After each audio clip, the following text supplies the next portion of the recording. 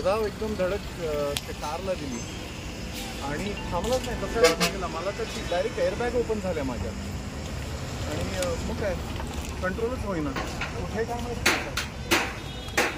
तो समोरचा ट्रक का? त्याला बघायचा पण चान्स मिळाला नाही ना. डायरेक्ट काही ठोकलं सरळच्या सरळ. काहीच नाही चान्स मिळाला. शुद्ध कुठे होती? कारचा दरवाजा ओपन होईना. मी तर दुसऱ्या दरवाज्यातनं बाहेर आलो. हो